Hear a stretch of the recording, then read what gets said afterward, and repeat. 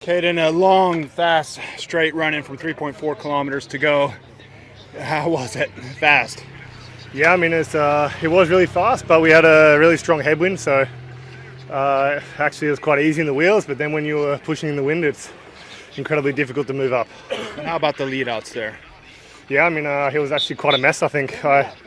Obviously, it's so hard to see actually and remember what happens, but yeah, in the end, Quickstep did a good job, but yeah, they were too early into the headwind.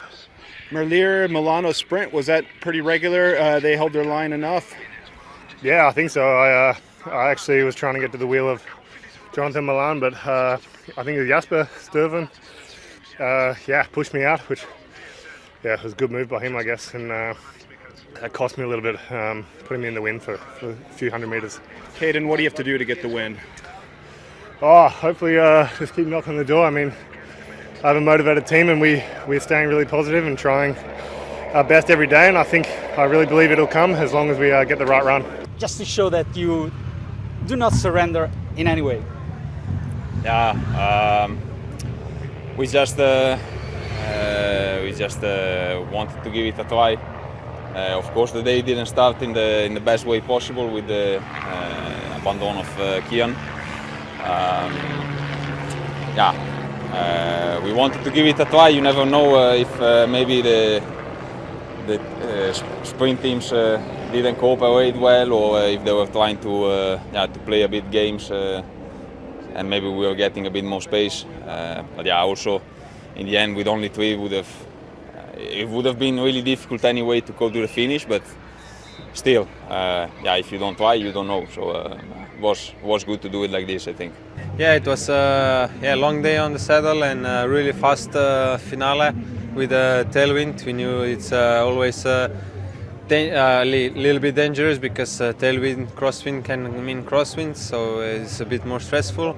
And then also sprint finale headwind, that's super hard. And for the lead-out men, when they switch off from the front, they go double speed less towards back, and it can cause really nervous moments. And it was some crashes, one crash in front of me also, and luckily today I survived. But I heard after the finish that Felix crashed, so let's hope that he's okay.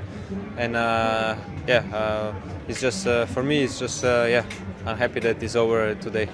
Tomorrow will be a very different stage. Someone called the stage of tomorrow like Lidl Liège-Bastogne-Liège. What are your feelings about tomorrow's stage?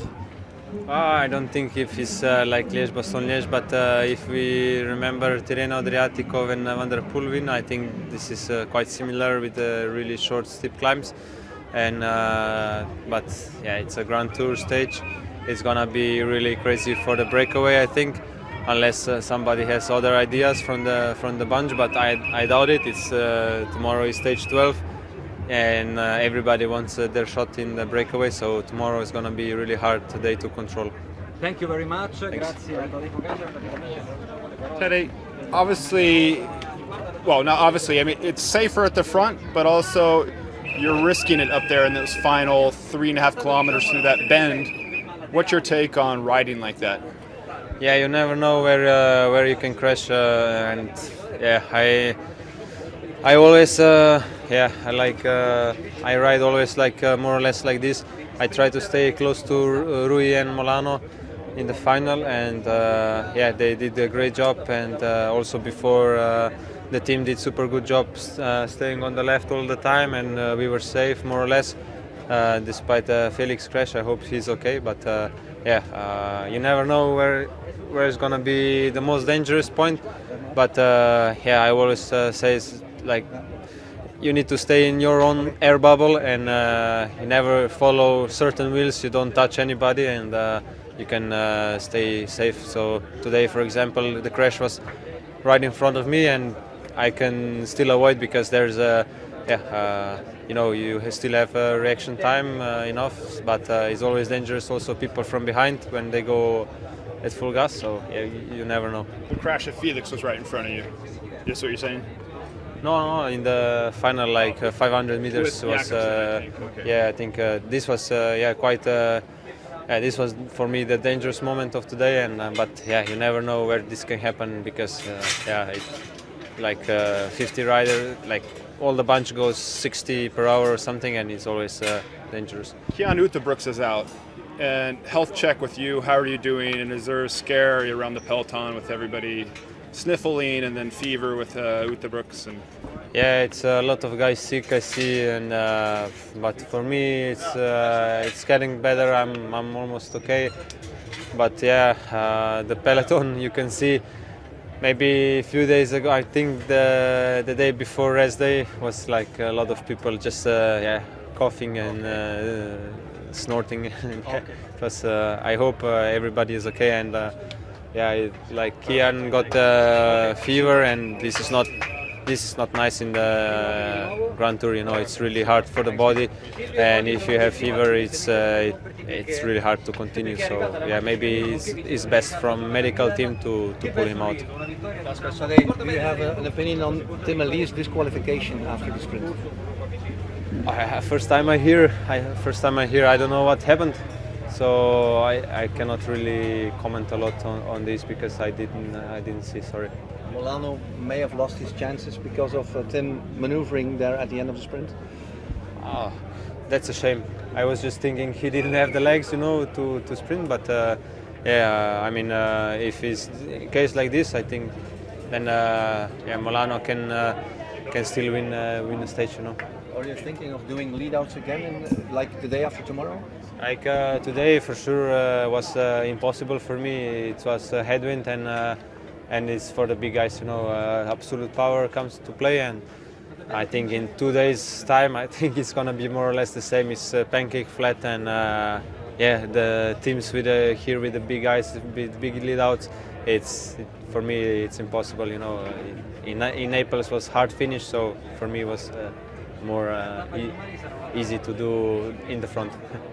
Johnny Milan, what's your reaction to Tim Merlier's relegation? We were not aware. I didn't know why what they said. I think the maneuver in the final 200 meters. I guess he went to the right, and so he got relegated. I really didn't know it. I'm surprised. He was in the center of the road, no, and he went on the right. I don't know. I would like to see again actually the image and to say something, but yeah, he for my point he did a strong sprint. This is what can I say, but I didn't know. I'm actually a bit It was all about timing today. Yeah. They had also nice timing with their lead-out guy. Was a pretty tricky. Final was not complicated, but you know, with the speed it was difficult also to find each other. But the guys, they took me to the right position, to the right man behind him, and I just did my sprint. with your size, you're obviously one of the bigger sprinters out there, and the headwind final long 3.4 kilometer push. Is that to your advantage? Yeah, I'm always trying to make myself smaller as possible behind the others because I know that I'm taking a lot of wind. But today was a really long final, and I just did an amazing job bringing me in the good and perfect positions. And as I said, I just did my sprint.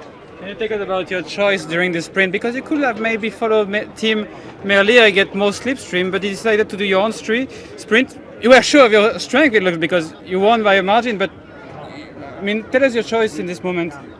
Yeah, I saw Tim going around 190 meters to go, and just used his slipstream under 10-15 meters. Then I wanted to do my sprint, not staying that much behind him, and was a bit like this. It's just about the moment, about the feeling that you're having, I think. You decided to not do the second and the entire Giro, the second intermediate sprint. It was to save energy for that final? Yeah, absolutely. What's your take on regulations and the way the rules are applied? Because we seem to be having more and more decisions like these in cycling. I mean, I think they're looking at not just Merlier, but lately in cycling, it seems the jury is always watching with a close eye.